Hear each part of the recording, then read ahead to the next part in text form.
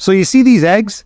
This dozen eggs cost me almost $10 because right now we have an egg war going on. And coming up, I'm going to show you why egg prices are directly related to the housing market. Stay tuned.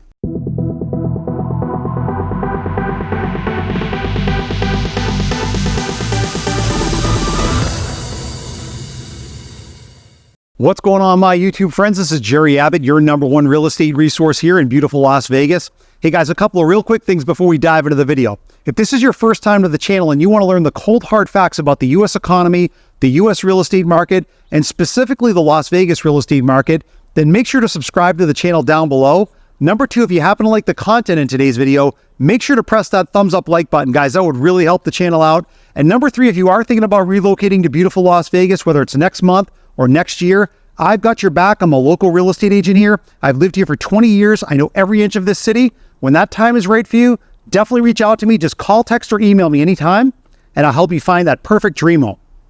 Let's dive into the video. So the first war that we need to discuss is Federal Reserve Chairman Jerome Powell continues to tell us how great the economy is, but yet he's now also recognizing that most Americans are not feeling the full effects of how great this supposed economy is.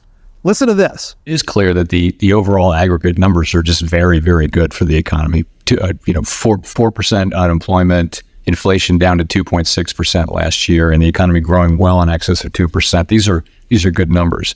But what people are feeling is the results of several years of inflation, and particularly for people in the low and moderate income category, they're really feeling it. So if you look at the earnings releases and press conferences that they do, that companies like the dollar stores and things like that do, who deal a lot with low and moderate income people, they're all telling you that those consumers are feeling really strapped. So we do understand that, and we try to keep that in mind.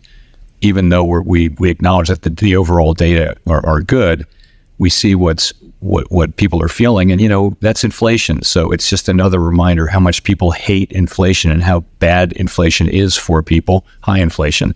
And it just furthers our resolve to get inflation back to 2% and keep it there. So once again, the reality of the situation is that not only are most people very upset over how expensive everything is, but you can see right next to me that inflation numbers that just came out shows that inflation is continuing to rise, which obviously is making things worse for millions of people. Now, I don't want to upset you guys even more, but there's something very important that you need to know about if you haven't heard about it already. Take a look at this recent headline that just came out. The new administration is about to start a trade tariff war, and if that happens, prices for just about everything that we buy are going to go up, and that definitely includes home prices. Now, here's the thing, especially when it comes to the housing market, a lot of people keep telling me that a housing crash is coming. But let me ask you this question. Has anything in our lifetimes ever become cheaper over time? I can't think of any. Can you? In fact, I want to show you a housing market chart coming up just to prove exactly what I'm talking about. All right, so I want you to take a look at this housing chart. Now, this chart goes back 45 years, all the way back to 1980, and you can see at the very top left, it says median sales price of homes sold in the U.S. So if we take the arrow right here, we put it down here in the bottom left, you can see that little black box that pops up. It says median sales price in 1980 was $63,000. Now, if we follow this trajectory all the way up here to the upper right, just above my picture, you could see right there at the top in that other small black box that the median sales price at the peak of the pandemic in about May of 2022 was right at about $480,000. Now, you can see there's a little bit of a drop off right here just above my picture. You can see right there, Q4 of 2024, which just ended, the median sales price dropped down to about $420,000. So we've had a little bit of a drop off, but the bigger picture is take a look at this line right here. When we go here, and you can see that red arrow as I move it all the way up to the top right, you can see the trajectory of where home prices have been heading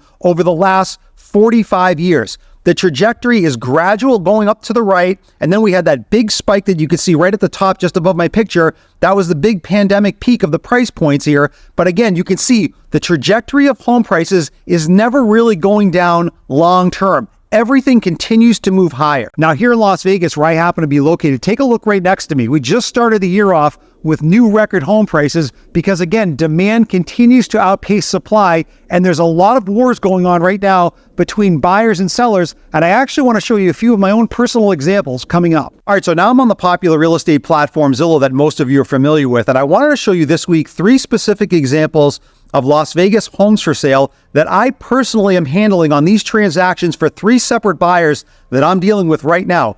2 of them have just closed and 1 of them is currently pending. And there's a reason why I'm showing you these 3 examples, which you're about to see in just a minute. But let's take a look at this first example here on the left side of the screen.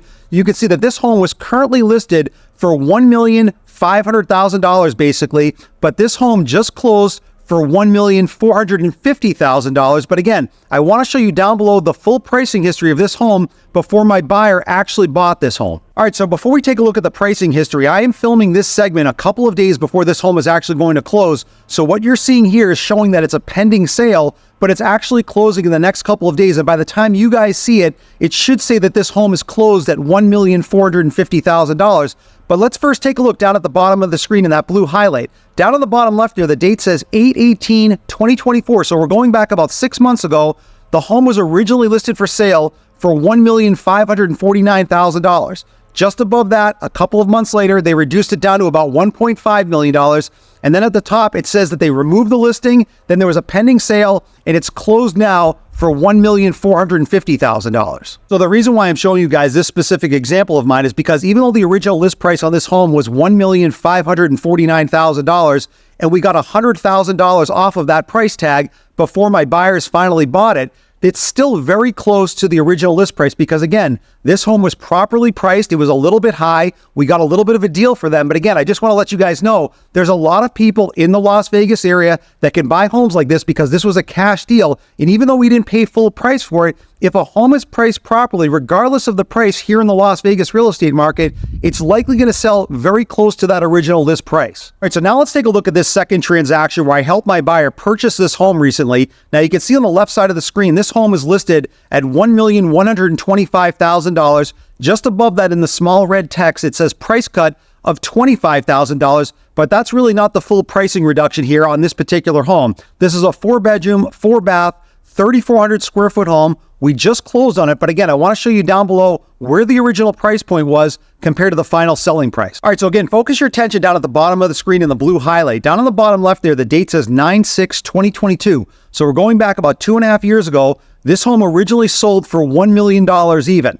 Then about 2 years later, right at the end of this past year, they listed this home for sale for $1,150,000. So they try to make about $150,000 on it. They were not able to do it. They reduced it down to $1,125,000. And even though you guys can't see it right now, we just closed on this home for $1,025,000. So here's how it played out. We got the appraisal done on this home and it came back very low at about $970,000. So we talked to the seller, and after a bunch of negotiations, the seller decided to come down off that $1,125,000 price. He knocked another $100,000 off the price down to $1,025,000.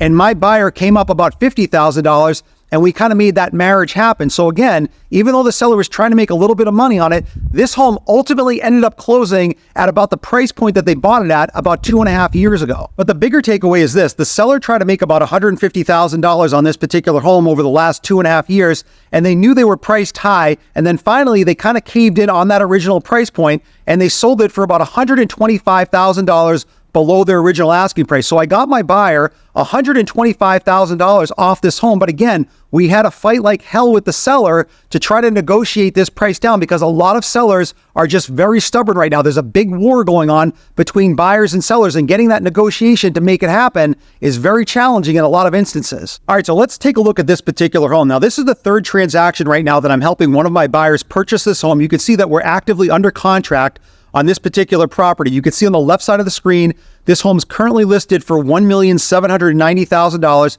It's a 5-bedroom, 4-bath, 3,500 square foot home, absolutely beautiful on a half an acre. But more importantly, I want to show you again the price history on this particular home. I don't know if this one's going to go through because, again, we're coming at a lower than asking price offer. We're likely going to possibly get it. But here's the thing. We're waiting on the appraisal because, in my opinion, the appraisal is going to come in far below what our price is, and then the deal might be dead. But again, I want to just show you the full pricing history down below to show you what we're dealing with this particular seller. All right, so one more time, focus your attention down at the bottom of the screen in the blue highlight. Down on the bottom left there, the date says 4/5/2022. So that's almost 3 years ago when this home sold for $1.3 million. But if you look just above it, the date there in the left yellow highlight says 8/26/2024. So that's about 2.5 years later. The sellers put this home on the market for $1.9 million. That's almost a 50% price increase in a little over 2 years, which is fairly ridiculous in terms of a normal real estate market. That's crazy kind of price appreciation. It definitely was overlisted and overpriced. So they reduced it down to $1,850,000.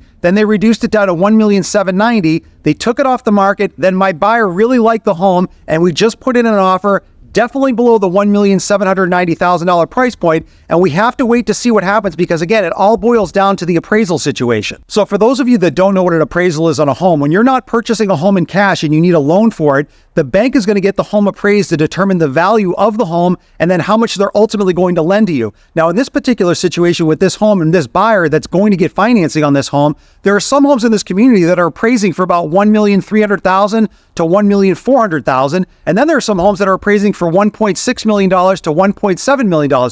So it's a little bit tricky, but the reason why I'm showing this to you again is we're fighting like hell with the seller to try to get them to come down a little bit off their price because, again, there's so many little mini wars going on between buyers and sellers because sellers want to make as much as possible, but they also have to be realistic when a home gets appraised. So right now we're still waiting on the appraisal for this particular home, but in my opinion, I think this appraisal is going to come in lower than what we have now as an offer price, and my buyer is definitely not going to go any higher. So unless the seller is willing to come down in price, if the appraisal comes in low, this deal may not be going through because a lot of these sellers are facing a big reality check in many instances when they massively overprice their homes, but we still have to fight like hell with them to kind of bring them down to reality. So there's two specific reasons why I just showed you those home price examples. First, it goes back to what I mentioned earlier in the video about the current egg price situation going on right now. There was a big bird flu outbreak, so of course supply dropped off, demand skyrocketed, and that's why we've had these huge price increases on egg prices. But do you notice how everything in this economy, whether it's egg prices,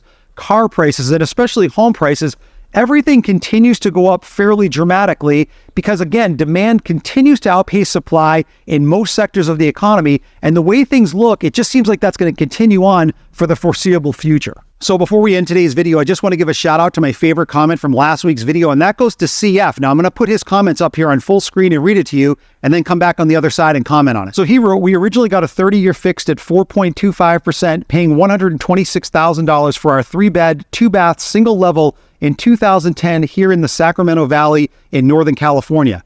After 2 refinances, the last being in 2023, our mortgage rate is currently 3.75%.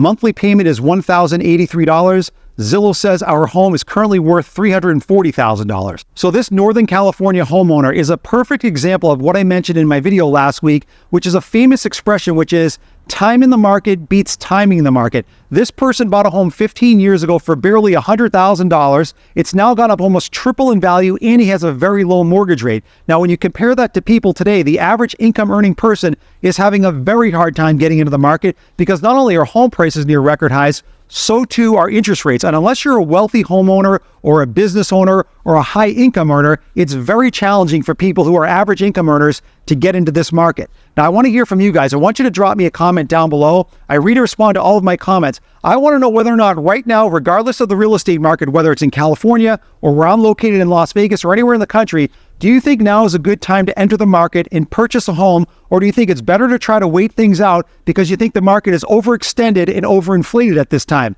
And my favorite comment from this week's video, I'm going to give a direct on-screen shout out to in next week's video. So just to close out the video, I just want to leave you guys with one final thought. A lot of people have been sitting on the sidelines hoping for a housing market crash or for interest rates to come down, and the exact opposite has happened because, again, it goes back to supply and demand. There's not enough supply and there's too much demand. Now, when it comes to buying a home, which is going to be the biggest financial purchase of your life, you have to crunch the numbers and see if it makes sense to you financially. And if it does, I would say go for it as long as you're willing to hold on to that property for a long period of time, whether it's 5, 10, or more years, because, again, as time goes by, the people that are wealthy, the people that earn a high income, they are the ones that are going to continue to buy. As I showed you in some of those previous examples here in Las Vegas, the demand keeps coming. So again, run the numbers, see if it makes sense financially for you. Now, if you're thinking about buying a home, especially here in the Las Vegas real estate market, I've got your back. I'm a local real estate agent here. I've lived here for 20 years. I know every inch of this city. When that time is right for you, definitely reach out to me. Just call, text, or email me anytime, and I'll help you find that perfect dream home.